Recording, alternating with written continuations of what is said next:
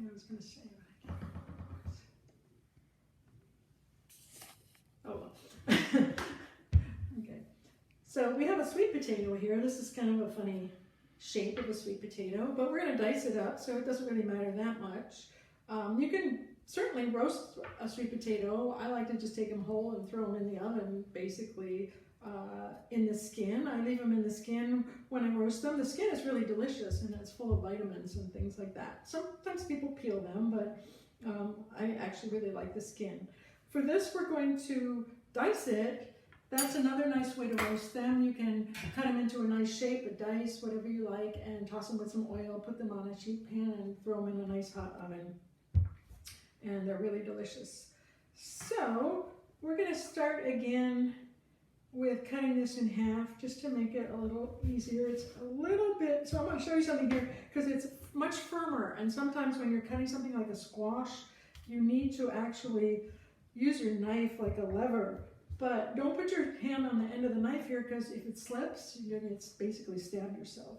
So take something like a cloth this is just a towel, and hold it on the end and then push down with your knife. And I'm actually careful here not to have either the towel or my knife or my hand over the end of the knife. So that way I'm sure that I'm not going to cut myself.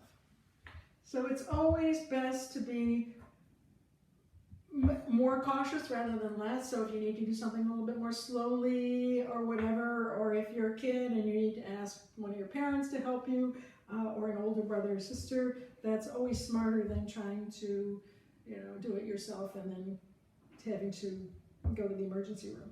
So we have this nice potato, but you can see it's all different sizes. It's still going to be a little bit difficult, but we'll do our best. So we're just going to cut it. Now that we have it nice and flat, we'll cut it into some big chunks.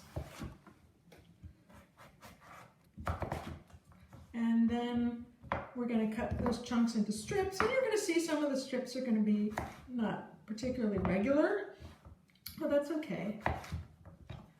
So we're just going to do our best here because we don't want to waste too much. So now we've cut this in strips, and I'm not going to really worry about these little ends that are kind of tapered. We're going to get some cubes, but we're going to get some pieces that have like a little taper to them, and that's actually great because when you roast that, those pieces get extra roasty and they really taste good. So we're going to again just cut across into some nice chunks. You can see this, they're pretty even. They'll cook pretty evenly, but we have some little bits. These are actually special bits for the cook because that's the part that gets really nice and caramelized. So we'll go ahead and we'll just do the rest here.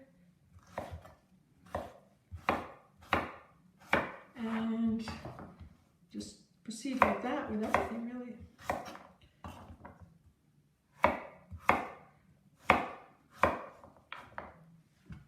So I think when you're cutting things up like this, you don't have to worry too much about trimming everything down. If you go to a restaurant, maybe you'll see something that's perfectly square. But in a restaurant, they're going to take those scraps and they're going to make soup, and you can do that too, but you're probably not going to generate enough scraps to make it worthwhile. So I always say, don't worry so much about the little irregular bits. They're just as tasty, they're just as good for you, and if you do a nice kind of even slice and then an even cut, everything's going to look really pretty. So you just toss these with some oil, put them on a pan, pop them in a hot oven, and you have something that's really delicious. Thank you.